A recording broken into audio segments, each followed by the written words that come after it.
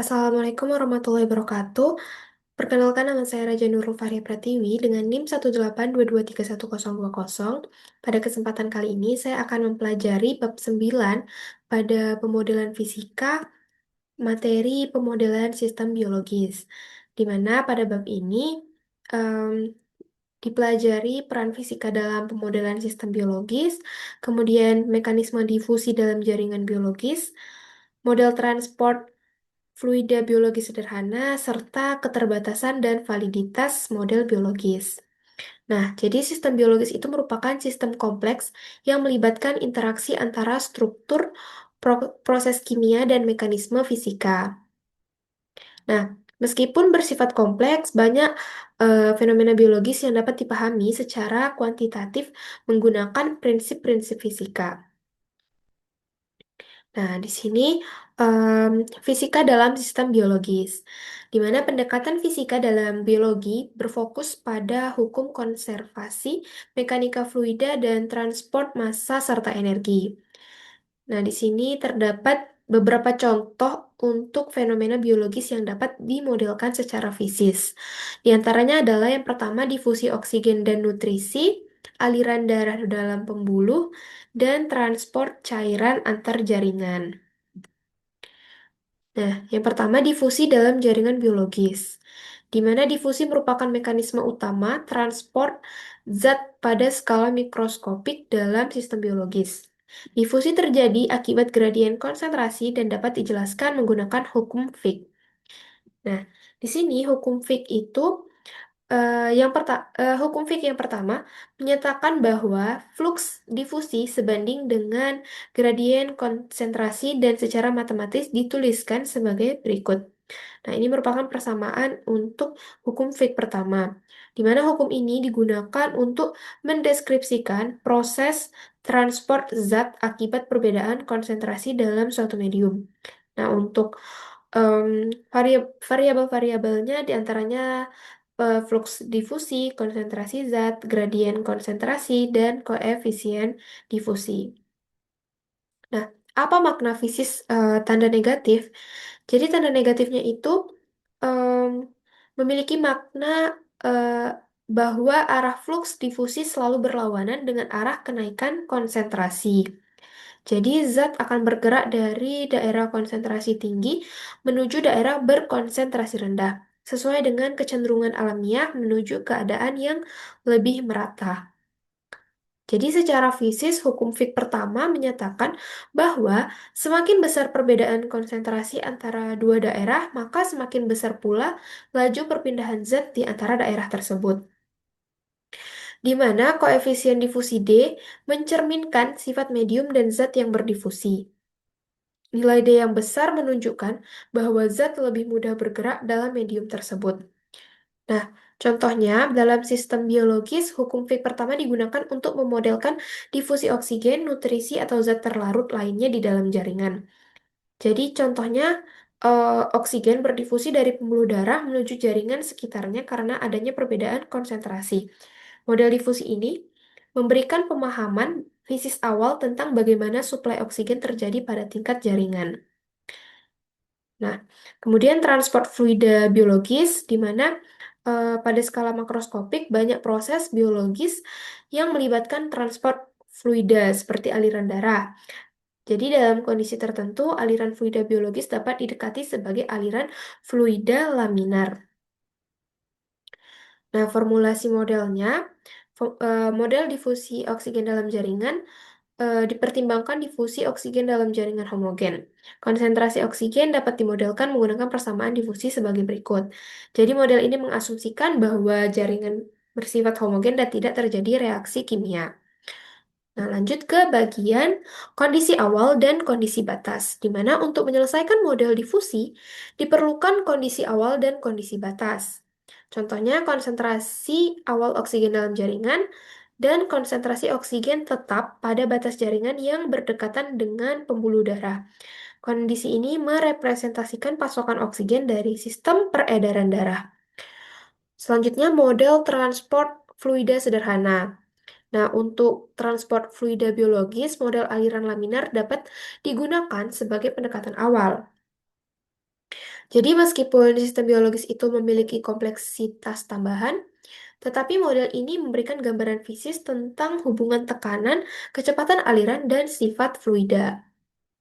Nah, model difusi oksigen menunjukkan bahwa gradien konsentrasi menjadi pendorong utama transport oksigen dalam jaringan, dan ketebalan jaringan serta nilai koefisien difusi sangat mempengaruhi laju suplai oksigen.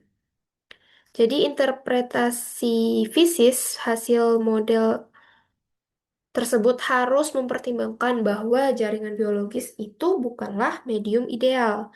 Jadi variasi struktur reaksi kimia dan konsumsi oksigen dapat memodifikasi hasil dari model tersebut.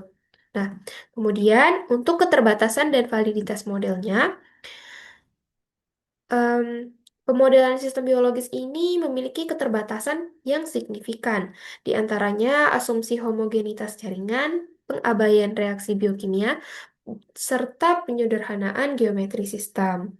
Jadi, model yang dibahas hanya valid sebagai pendekatan awal dan tidak dimaksudkan untuk menggantikan model biologis yang lebih kompleks.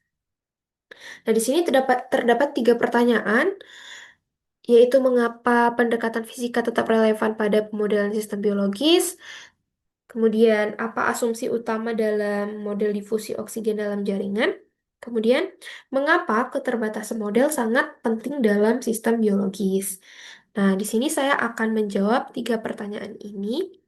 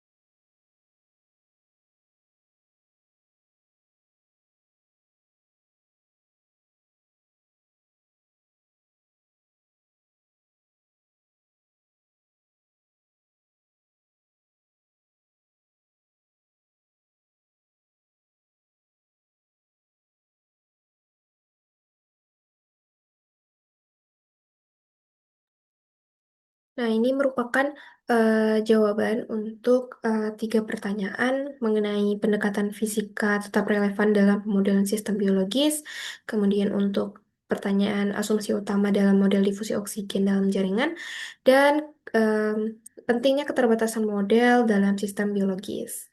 Demikian yang dapat saya sampaikan. Mohon maaf apabila terdapat kekurangan. Wassalamualaikum warahmatullahi wabarakatuh.